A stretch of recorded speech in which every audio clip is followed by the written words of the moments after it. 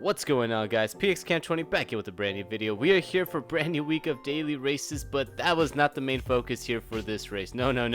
I'm just gonna let you guys know right now that this is probably one of the worst lobbies I have probably been in a very long time.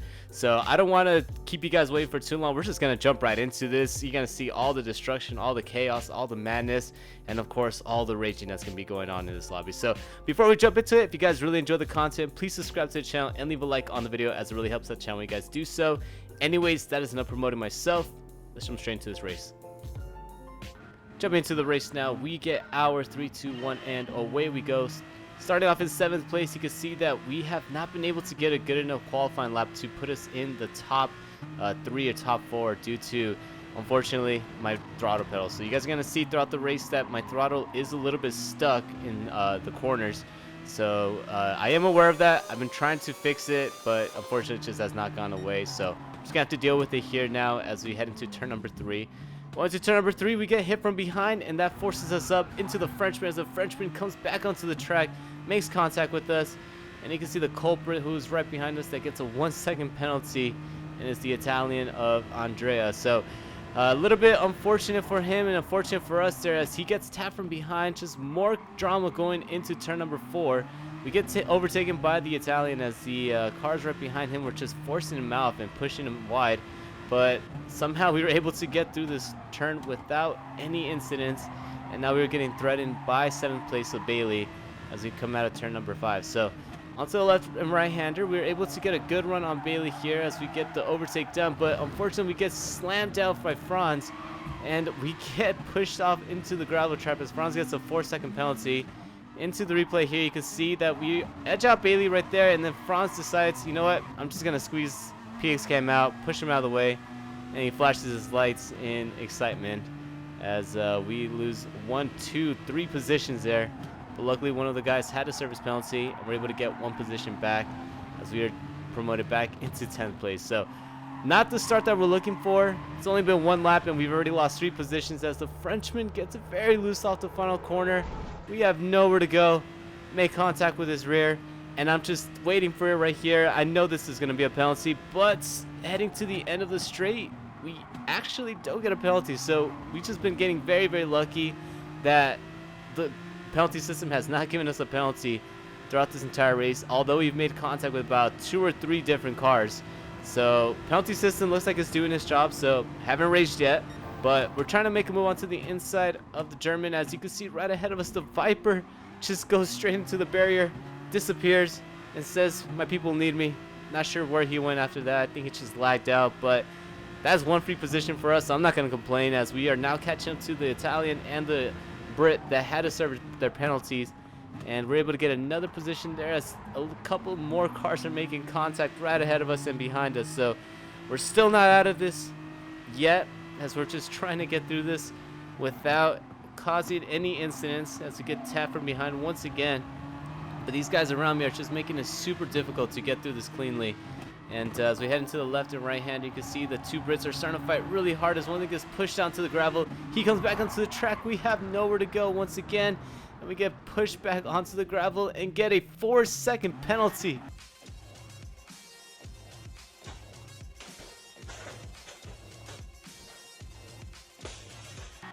Oh my goodness, this penalty system. So everything that we've been a part of, all the contact that we've accidentally made, nothing, but we get caught up in someone else's wreck and it gives us a 4-second penalty. I don't even think the guy that caused the wreck actually got a penalty. So GT Sport, all I can do is just applaud to you that this penalty system is a joke, and we're gonna have to cross the penalty zone with the 4-second penalty, and we might lose all the positions here that we really haven't been able to even make up because we've been getting pushed around. But we fall back all the way to 13th place as we try to cover our spot, but in doing so I didn't realize that Bailey has such a good head of steam and he was able to just get around us easily on the outside.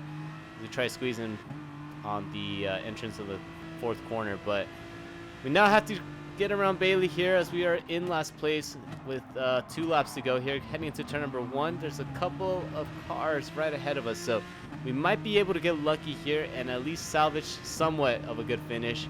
Well, decent finish at least, as Bailey and 12th place both get a half a second penalty. So this is going to be very beneficial towards us as we head into turn number 3. Squeezing it on the brakes, we accidentally make a little bit of contact with Bailey, but no harm, no foul there, as luckily we don't get the penalty. So slight tap, no penalty. Getting caught up in an accident, 4-second penalty. Just GT Sport logic for you guys. I mean, all right, I'm gonna stop ranting. But going into turn number 4, we're able to make the overtake on Bailey, as he did have to serve his penalty. Shifting on the outside, make a masterful of an overtake, and now we set our sights on H-Boss GT right up ahead in 12th place. So 1.5 laps left in this race. Can we do anything here, boys, as we are somewhat trying to catch up to him, but again, this throttle pedal is just not letting me do anything, as we just keep going wide on a lot of these corners that we should be not going wide on. And now we're getting pressure from behind from Bailey. So we're keeping it on the outside. Luckily, we're able to hold off Bailey for another corner. But coming off of the final corner, we actually get a half a second penalty. And so on the final lap here, Bailey tries to send it in, makes contact with 12th place, ghosts out. And the chaos is still not over here, as we still have to serve our penalty. And Bailey gets around us easily down the straight, because he goes all the way to the left hand side, and we have to try to see now if we can retake 13th place, as there's a yellow flag right up ahead. But unfortunately, coming off the final corner on the final lap, nothing really was able to be done, and we finished this race in last place. So starting off in 7th, feeling very optimistic about this race.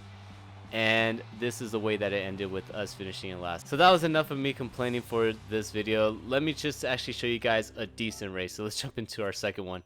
Jumping into our second race, we are back in the Aston Martin, as we are starting off in 8th place for this lobby. So still with the 129.3, as the fastest guy was able to get a 128.7. So we're going to see if we can fight our way up here as we get our 3-2-1.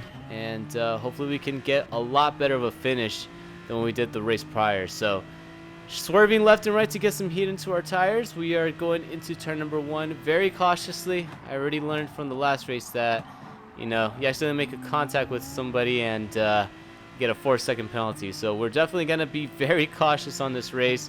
Going to try to stay away from the trouble as best as I can. And you can see now that 7th and 6th are starting to go side by side into turn number 3.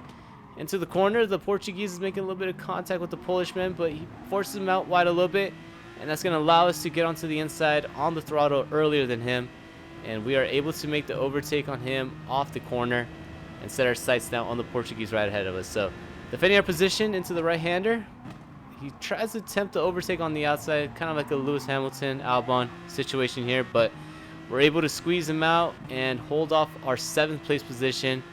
And already a way better lap than what we've had on the previous race. So we're just going to keep grinding here and see if we can try to make up more positions now as we jump into the final part of lap number 1. So heading down the straight, we're going to cross the start finish line and lead us into lap number 2. We're in the slipstream of the Portuguese, and we're going to try to brake as late as we can, try to time this perfectly, because you can make a lot of time going into turn number 1. You can see right here how much time we were able to actually gain on the Portuguese. So you just got to hit it right. If you can get a great exit, you can easily shape up the person up ahead to try to make the overtake, as we attempt to move on the left hand side. Brake as late as we can on the Porsche. We are able to kind of outbrake him here, but he's holding off on the inside. Get a little bit earlier on the throttle than him, and the straight line speed of the Aston Martin should be able to edge out the Porsche as we go into our 3rd person view camera, just to make sure that we're able to cut right in front of him, and we're able to do it nice and easy as he attempts to go onto the outside, and unfortunately that was not going to work for him, and we now find ourselves up in Super GT's position, 6th place. So trying to catch up to 5th place of Bracas. You can see they've been fighting up ahead, the 3 cars. I think it was the Portuguese, the Italian, and the Brit that have been fighting basically the entirety of the lap, and in all that fighting, all that's doing is allowing us to catch up to them, stay with them, and hopefully if they do push themselves into a situation where they get a penalty, we can capitalize on that. So on lap number 3, we're getting onto the slipstream of the 4th place driver, but you can see that the Brit tries to go into the inside to cut off some of the slipstream, and we all brake very, very early as we almost get hit from behind, but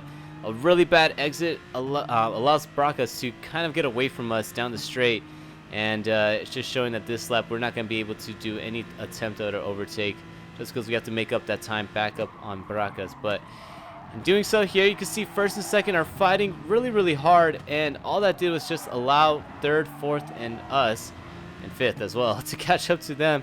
And now it's basically about a 6-7 car train for first place here, as we now jump into the final 2 laps here onto corner number 1. So into the first corner, the Spaniard tries to fight with the Italian. As you can see, they're starting to edge each other out here, but no one gets a penalty for that. So very interesting there. They're really fighting aggressively, argy-bargy here. And the Viper lost out there, as he is now starting to get pressured by the yellow Aston Martin. And into turn number 3, the yellow Aston Martin actually backs out of the move. So not sure why he backed out. I would have tried to at least go in for the overtake, but he thought twice about it. Decided he didn't want to accidentally take out the Viper. Races very cleanly, and now it's still back to a single file train here, as we're stuck right behind the leader up off of turn number 4. So staying right behind Baracus, we're staying in the slipstream here and just trying to find a place where we can try to overtake, as he goes a little bit wide heading to turn number 5, but unfortunately just gets that better of an exit than us. And due to the stuck throttle, we're just unable to really be consistent with these corners. So a lot of these corners I'm just missing so much because of the stuck throttle. And it's kind of a shame, because look at this. We lose so much time on Baracus right ahead of us. And now heading into turn number 1, it's going to be very difficult for us to catch up to him. But luckily, right up ahead, the Brit goes spinning. And we get an easy free position right now, as the Brit goes into the barriers on the left. And that is allowing us to easily just get that 5th place position. And now we set our sights on Baracus once again and see if we can close the gap as we come out of turn number 3. So off of turn number 3, we're able to close it. It's down to a 3/10 of a second gap, as it's now getting smaller and smaller as we're staying in the slipstream of Baracus.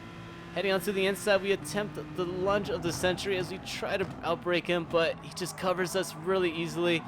And unfortunately, we're unable to brake later than him and go for that move onto the inside. He did slam the door on us, and it was a little bit scary for me, because I thought that was going to end up slamming into his back rear, and that would have cost us a penalty. But luckily, we all got a woe down, and it looks like Baracus is going to be able to kind of pull away from us and maintain this 4th position, as we are now coming into the final 2 corners. So on the final 2 corners, now we pass the penalty zone. And you can see right here that Baracus just was able to extend the gap, going into the penultimate corner and on the final corner. And we're just going to have to ride it nice and easy, make sure that we don't end up spinning ourselves out. And we're going to come home with a nice 5th place position. And after that chaotic race from that first one and finishing in last place, I don't mind taking the 5th place. So yeah, just a lot of craziness that happened. Like I said, the first lobby, I don't know what everybody was on, but everybody was just wrecking each other, making some of the most boneheaded moves. But at least with this race, everyone was racing fairly decent and really clean. And so it was really nice to finally get into a lobby where nobody was just taking each other out, and it didn't look like a demolition derby. So let me know how you guys are doing around Daily Race B, if this has actually been your race of choice. I know a lot of people have been doing the Nürburgring at night, but this has been my race of choice. I really enjoy Red Bull Ring, and especially with the Aston Martin, it's just a really good combination for me. So let's see if we can lower down our time here down to a 128 and get better starting positions. But anyways, if you guys really enjoyed the video, again, please feel free to leave a like and subscribe to the channel, as it really helps out the channel when you guys do so. And if you guys want to follow me on the Twitters or on Instagram or on Discord, all those links are in the description down below. And again, since you guys made it all the way this far into the video, I hope you guys really enjoyed it. And if you guys did, I'll see you guys on the next one. Peace out.